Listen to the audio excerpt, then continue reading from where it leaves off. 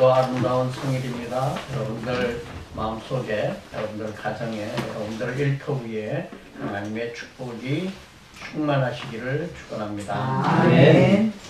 앞으로 몇 주 동안 기도에 대해서 말씀을 전하려고 합니다. 기도는 우리 영혼에 호흡하는 것입니다. 그렇기 때문에 우리 영혼이 살아있으면 끊임없이 기도할 수 있어야 한다는 것입니다. 여러분들은 하루에 얼마나 기도하십니까? 몇 번이나 기도하십니까? 하나님과 대화하는 시간은 얼마나 갖습니까? 여러분들 스스로 한번 생각해 보시기 바랍니다. 우리는 때때로 삶에서 하나님의 도우심을 간구하며 살아가게 됩니다. 우리는 여러 가지 모양으로 살아갈 때 문제에 봉착하는 경우가 많이 있습니다. 이 문제를 해결하기 위해서 우리는 전능하신 하나님 앞에 기도하게 됩니다. 그러면서도 때때로 우리는 생각하기에 왜 내가 기도하는 대로, 내가 원하는 대로 이루어지지 않는가라고 하는 그러한 생각을 가지고 실망하기도 하고 또 하나님을 때로는 원망하기도 합니다. 그러나 날마다 우리가 살아가는 이 날 하루하루가 기적인 것입니다. 하나님께서는 오늘 하루 이 시간도 우리에게 기적을 베풀고 계십니다.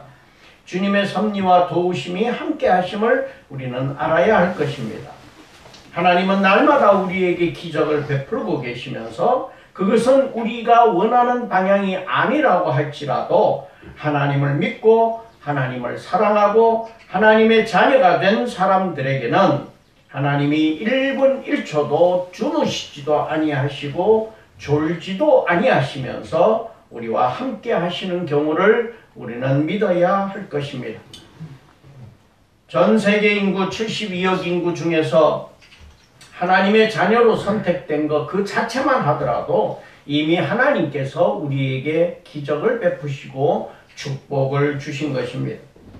오늘 읽은 이사야서 말씀대로 우리는 하나님이 지명하여 부르셨고 우리는 하나님의 것입니다. 아멘. 하나님은 이미 태초 이전부터 우리를 지명하여 불러주셨습니다. 하나님이 우리와 함께 하시는 것을 믿는 것이 바로 믿음이다라고 하는 것입니다. 이병철 씨도 정주영 씨도 권력을 누렸던 많은 사람들도 하나님의 자녀가 되는 특권을 갖지 못하고 세상을 떠났습니다. 그런데 우리는 선택된 하나님의 자녀로 살아가게 되었으니 이것이 바로 기적이라는 사실을 우리는 깨달아야 할 것입니다. 며칠 전에도 맨체스터에 폭탄 테러를 하고 무고하게 많은 사람들을 죽게 만들고 그들 스스로는 성스러운 전쟁을 하고 있다고 주장하는 이슬람으로 우리가 태어나지 않은 것도 기적이고 감사한 일인 것입니다. 아멘. 커다란 돌부처 상 앞에 우리가 두고 장독대에 올라가서 별을 바라보면서 빌고 비는 하나님을 모르는 백성으로 태어나지 않은 것도 기적이고 감사한 일인 것입니다. 덥고 추운 지역에 태어나서 가난과 기근과 굶주림으로 죽음에 매일 직면하면서 살아가지 않도록 태어난 것도 우리의 기적인 것입니다. 그리고 감사드려야 할 것입니다. 온갖 범죄와 사고 가운데도 우리를 살아있게 해주신 하나님의 기적과 이적에 우리는 감사해야 할 것입니다.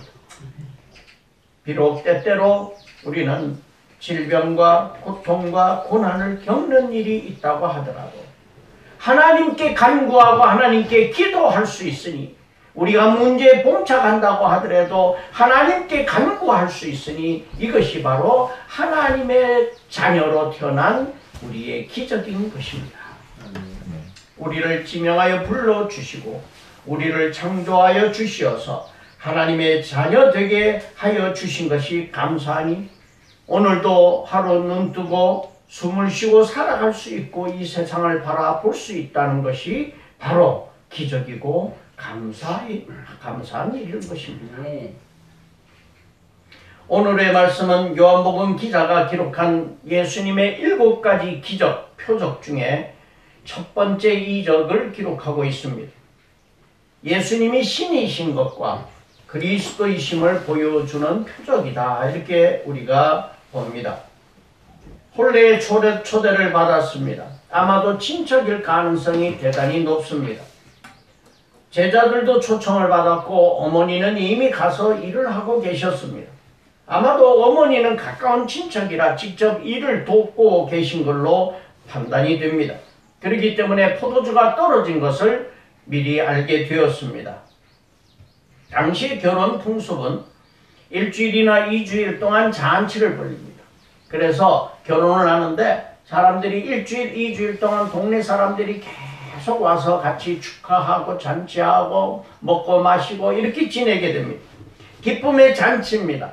이거는 천국 잔치를 우리에게 예표해 주고 있는 것입니다. 엄청난 준비를 하고 연회를 주관하는 전문 관리자가 임명이 돼 가지고 그래서 이 잔치를 베풀게 됩니다. 이 잔치에서 일어난 기적에 관한 말씀인 것입니다.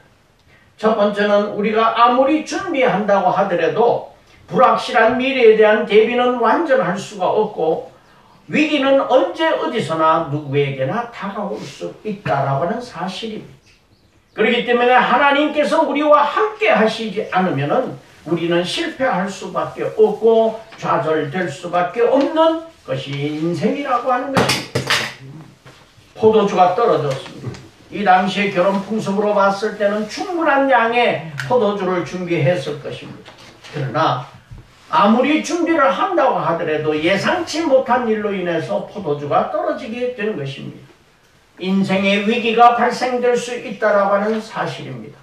결혼식에서 포도주가 떨어지면 얼마나 낭패가 되겠습니까? 손님들이 왔을 때 얼마나 실망하겠습니까?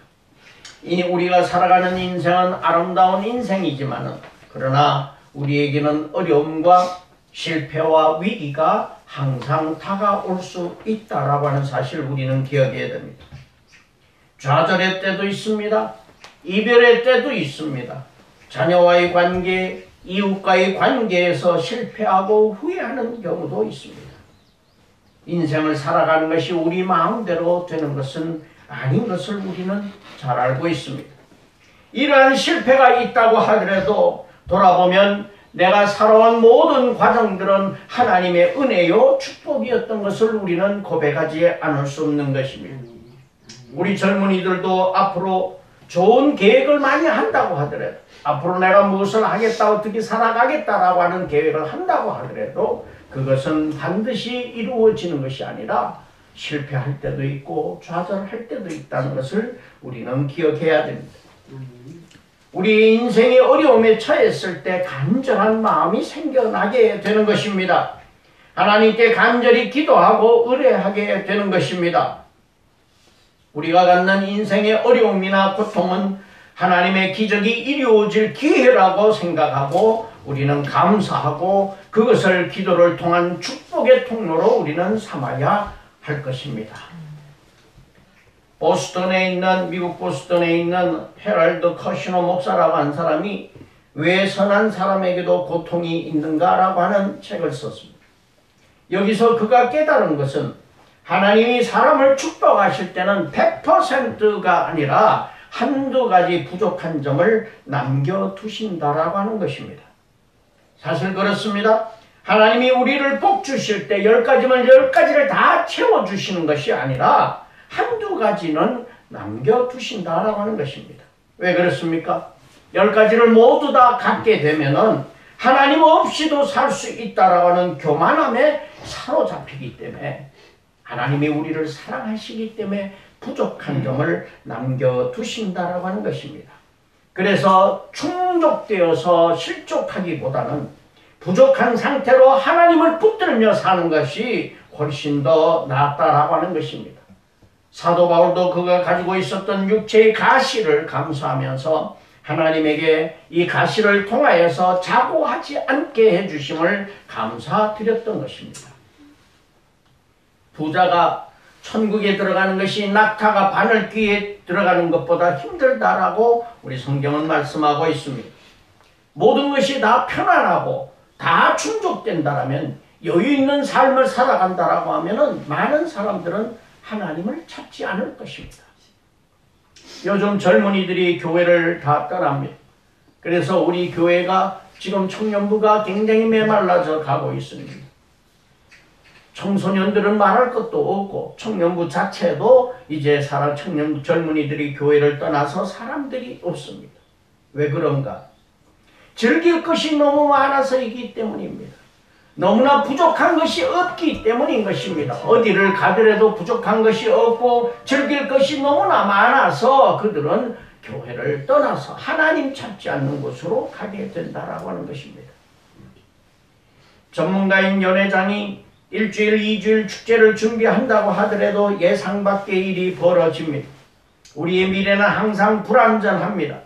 우리 인생의 한계를 우리는 인정해야 됩니다. 아무리 전문가라고 하더라도 우리는 완벽할 수 없다는 것입니다.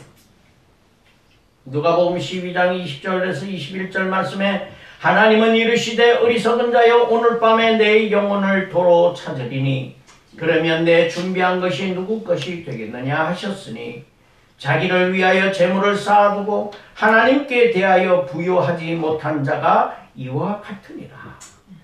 우리는 세상을 살아가는 데 있어서 세상에 필요한 것들을 갖추는 것 대단히 중요합니다. 그러나 더 중요한 것은 하나님의 풍족해져야 됩니다. 하나님과의 관계가 풍성해져야 된다라고 하는 사실 우리는 기도하고 우리는 기억해야 됩니다. 주님도 기도에 몰두하셨습니다. 주님에게 기도는 우리의 모범이었고 예수님의 기도는 예수님의 호흡이었습니다. 생명의 원동력이었습니다. 사역의 비밀이었습니다. 기적의 원천이었습니다. 주님께서는 기도하면서 하나님께서 주시는 그 하나님의 말씀, 하나님의 지시를 받으셨던 것입니다. 두 번째로 우리의 부족함이나 위기를 주님께 기도로 구하고 믿고 기다리면 더 좋은 것으로 채워주신다는 것을 우리는 신뢰하여야 됩니다. 어머니 마리아가 주님께 구합니다. 포도주가 떨어졌다. 그러면서 해결될 것을 믿고 기다립니다. 기도는 그렇게 드리는 것입니다. 주님께 우리가 구하고 이 마리아처럼 믿고 기다리는 것입니다. 어머니는 포도주가 떨어졌다는 단순한 한마디만 하였습니다. 무엇을 어떻게 해달라고 말하지 않았습니다. 그러나 주님께서 다 알고 계시기 때문에 말씀드리지 않았고 주님께서는 다 그것을 알고 계시고 충족시켜 주신 것입니다. 우리는 믿고 신뢰하고 맡겨야 할 것입니다. 우리는 기도할 때 나의 생각대로 하나님에게 명령하기도 합니다. 이렇게 해달라 저렇게 해달라고 하나님께 명령을 하기도 합니다. 하나님의 행동하시게 하려고 합니다. 그러나 주님은 이미 우리가 필요로 하는 것을 다 알고 계시기 때문에 아뢰기만 하면 주님의 방법으로 다 채워주신다는 사실을 우리는 믿어야 그것이 믿음이 되는 것입니다. 만일에 우리가 다 할 수 있다고 하면 내가 할 수 있다라고 한다면은 주님은 하실 일이 없어지는 것입니다. 기도에 응답할 필요도 없게 되는 것입니다. 우리는 우리가 할 수 없다고 고백하고 주님을 의지해야 주님이 주시는 기적이 일어난다라는 사실 우리는 이 기적에서 우리는 깨달아야 할 것입니다. 주님은 종들에게 말합니다. 항아리에 물을 채우라고 얘기합니다. 읽으신 그 본문 말씀과 물을 채우라. 항아리가 비어 있어야 물이 채워지는 것입니다. 나를 비워야 주님께서 나를 채워주실 수 있다는 사실. 내가 부족함을 인정하고 나의 욕망과 많은 것들, 죄악과 많은 것들을 다 비워내어야 주님이 나를 채워주신다라고 하는 것을 우리는 기억해야 합니다. 우리의 아집과 고집, 나의 과거를 가지고 판단하려고 하지 마십시오. 내려놓아야 합니다. 내 생각대로가 아니라 주님의 뜻대로 이루어 주시옵소서라고 우리는 기도할 수 있어야 하는 것입니다. 마리아는 주님에게 자신이 할 수 있는 것이 아무것도 없기 때문에 그 아무것도 없음을 표현한 것이 포도주가 떨어졌다라고 하는 말만 한 것입니다. 이렇게 우리는 주님 앞에 무력해야 하는 것입니다. 제가 강단에 오를 때 무릎을 먼저 꿇는 것은 먼저 나의 무력함을 하나님께 호소하는 것입니다. 나의 힘으로 나의 입술로 나의 말로 은혜를 끼칠 수가 없으니 나의 무력함을 도와주시고 성령님께서 도와주셔서 함께하여 주시어서 은혜를 부어 주시옵소서라고 나를 내려놓는 시간인 것입니다. 목사님이 그 강단에 오를 때 매번 저렇게 무릎을 꿇고 기도하는데 무슨 기도를 할까? 아마 그런 생각도 해보신 분도 계실 거예요. 항복하는 시간입니다. 저는 아무것도 할 수 없음을 하나님께 고백하는 시간인 것입니다. 우리가 무력함을 인정하고 하나님 앞에 나를 내려놓는 순간 가장 훌륭한 기도가 될 수 있으며 하나님께서는 그 기도를 들어 응답해 주실 줄 믿습니다. 갓난아이가 어머니 품에서 아무것도 할 수 없죠. 어린아이가 가서 부엌에 가서 우유를 끓일 수가 있습니까? 뭘 할 수 있습니까? 어머니 젖을 끓여서 먹을 수가 있습니까? 아무것도 할 수 없습니다. 그저 배고프면 우는 것입니다. 울음으로 호소하는 것입니다. 그러면 어머니는 젖을 주게 됩니다. 우리가 주님의 품에서 주님에게 모든 것을 내려놓고 나는 아무것도 할 수 없습니다 라고 하는 나의 고백이 있을 때 주님은 우리를 채워주시고 우리에게 양식을 베풀어 주신다라고 하는 것입니다. 하나님 앞에 꼿꼿하게 서서 자신의 의로움을 내세우는 바리새인의 기도는 하나님이 기뻐하시는 기도가 아닙니다. 내 가슴을 찢고 나의 죄인됨을 고백하는 세리의 기도를 기뻐하시는 기도로 받으신다라고 하는 것입니다. 우리가 어려움에 처했을 때 어떤 이들은 자기 어려움만 쳐다보게 됩니다. 이 커시너 목사님께서 고백한 글 중에 이런 글이 있습니다. 자기가 당한 고통 때문에 고통 속에서 사는 사람을 이해하게 되었다라고 하는 것입니다. 내가 겪어봐야 비로소 알게 되었다라고 하는 것입니다. 그러므로 우리는 내 고통을 통해서 다른 사람의 고통을 이해하고 위로할 줄 알아야 될 것입니다. 그가 이 책에서 내리는 결론은 그렇습니다. 어떤 고통이든지 의미 없는 고통은 없다라고 하는 것입니다. 마리아도 잔치집에 술이 떨어진 이 포도주가 떨어진 이 광경을 보고 그 어려움을 보고 주님께 고하게 된 것입니다. 이렇게 우리는 고백을 하게 됩니다. 우리가 어려움에 처했을 때 어떤 이들은 자기의 어려움만 쳐다봅니다. 거기에 집중하게 됩니다. 다른 사람은 눈에 보이지 않고 자신의 어려움과 고난에 함몰되어 버립니다. 눈을 들어 하늘을 바라보십시오. 눈을 들어 이웃을 바라보십시오. 옆을 바라보십시오. 그리고 그들을 사랑하십시오. 이것이 주님이 원하시는 길이라는 것입니다. 주님은 우리의 기도를 응답하시는데 우리의 생각과 방법과는 다른 방법으로 우리에게 주십니다. 마리아가 종들에게 이야기합니다. 무슨 말씀을 하시든지 그대로 순종하라, 그대로 행하라고 말씀하십니다. 마리아는 예수가 이적을 행할 것을 미리 알고 있었습니다. 그래서 무슨 말씀을 하든지 그대로 하라고 했습니다. 왜냐하면 주님께서 행하시는 기적은 우리 인간의 생각으로는 이해가 안 되는 그런 일들이기 때문입니다. 종들은 2번 순종합니다. 항아리에 물을 채우라고 했을 때 그들은 순종합니다. 주님은 어려운 일을 우리에게 시키실 때 어려운 것을 시키지는 않습니다. 우리에게 아주 쉬운 일을 하도록 요구하십니다. 우리가 행할 수 있는 쉬운 일이지만은 우리는 우리의 상식으로 생각하면 말도 안 되는 일일 수도 있습니다. 그러나 그때에 우리는 믿음으로 순종해야 할 것입니다. 오늘 목회 칼럼에 순종이 제사보다 낫다라고 하는 글을 실었습니다. 순종이 제사보다 낫다. 하나님께 드리는 제사보다, 하나님께 드리는 예배보다 하나님의 말씀에 순종하는 것이 훨씬 더 중요하다라는 말씀을 하고 있는 것입니다. 이 항아리는 정결 예식에 쓰는 항아리입니다. 거기는 사막이기 때문에 이 손과 발이 돌아다니다 보면 굉장히 더러워지게 됩니다. 그래서 남의 집에 들어갈 때 식사하기 전에 반드시 손과 발을 닦아야 됩니다. 그 손과 발을 닦을 수 있는 물을 넣어두는 돌 항아리가 있었습니다. 그 돌 항아리에다가 6개가 있었는데 그 돌 항아리에 물을 채우라고 말씀을 하신 것입니다. 이 돌 항아리는 약 70에서 100리터 정도 PT병으로 약 60병에서 70병, PT병으로 60병에서 70병 정도를 부어야 항아리 하나가 채워지는 큰 항아리인 것입니다. 여기다 물을 채우라고 했습니다. 보통 사람들 같으면 지금 포도주가 떨어졌는데 항아리 이 돌을 물에 채워서 무슨 소용이 있겠느냐라고 순종하지 않을 수도 있습니다. 인간의 생각과는 다른 하나님의 지시였지만은, 주님의 지시였지만은 그들은 순종했습니다. 연회장에다 퍼다 갖다 주라고 했습니다. 어떻게 믿고 갖다 줄 수 있겠습니까?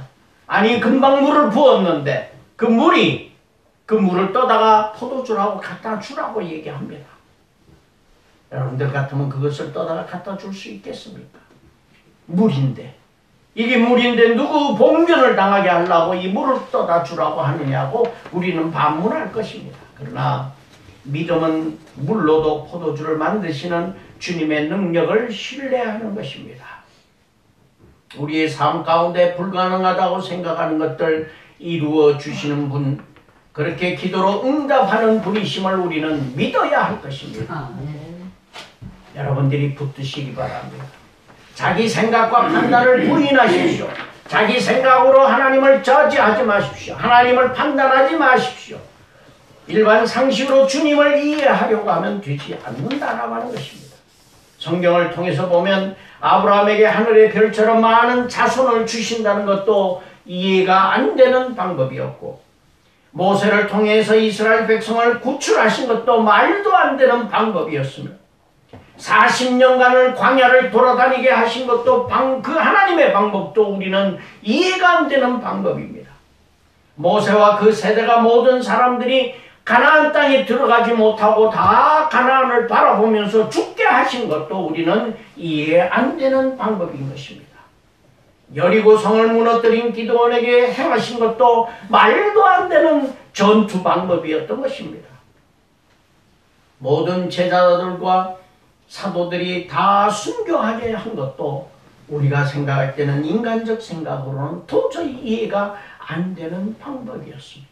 그러나 이 모든 것들을 통해서 하나님께서는 더 좋은 것으로, 아름다운 것으로 결실 맺게 해주는 것이 하나님이신 것입니다. 우리는 오직 주님에게 맡기고 신뢰하고 믿어야 할 것입니다. 나의 욕심을 채우려 하지 말고 순종해야 합니다. 종로구 필운동 승동교회라고 하는데 김 목사님이라고 계십니다.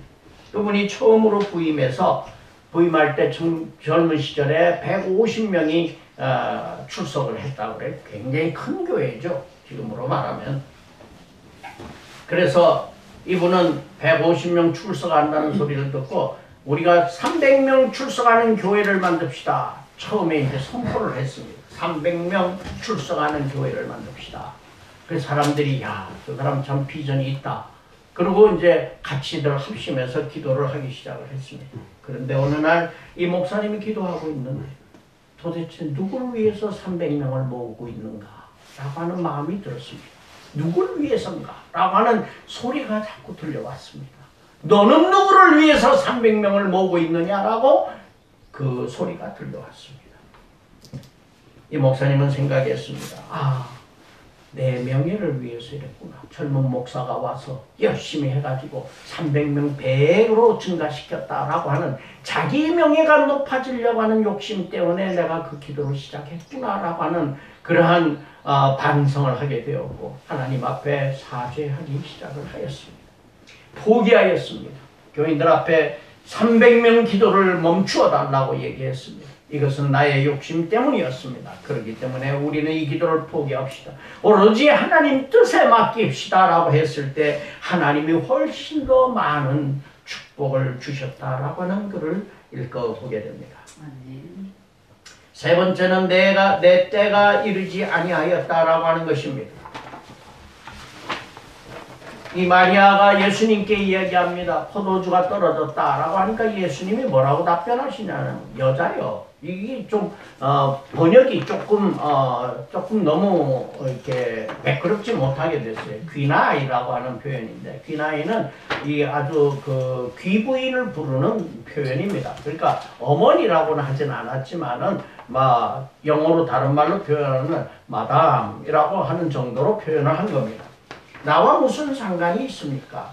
내 때가 아직 이르지 아니하였나이다 라고 답변을 하였습니다. 우리는 주님께 기도할 때 우리에게 돌아오는 응답은 차갑고 냉정한 이런 주님의 말씀으로 돌아올 때가 많습니다. 차가운 하얀 벽에다 대고 기도하는 것처럼 우리의 기도가 튕겨져 나올 때가 있습니다. 응답이 없을 때가 많이 있습니다. 응답 받았다는 것보다 응답 받지 못했다라고 하는 때가 더 많을 수도 있습니다. 그러나 주님께서 답변 안 하시는 것이 아니고 우리의 기도를 못 들으시는 것이 아니라 하나님의 영광을 위해서 하나님의 때에 하나님께서 이루어 주신다라고 하는 것입니다. 우리의 기도에 대한 응답은 주님이 정하신 때와 방법으로 우리에게 이루어 주시는 것입니다. 하나님의 때는 우리의 때와 다를 수가 있습니다. 우리의 기준과 욕심의 때에서 앞집을 버려야 하는 것입니다. 우리가 기도하는 끝날까지 우리의 생각대로 채워지지 않는다라고 하더라도 주님은 그것이 우리에게 최선임을 말씀하고 계시기에 우리는 그 때를 채우기 위해서 기다리고 인내하여야 할 것입니다. 참아야 합니다. 주님 속히 이루어 주시옵소서. 주님은 더 마음이 급합니다. 우리의 생각보다 훨씬 더 우리에게 더 많은 관심을 갖고 계신다는 사실입니다.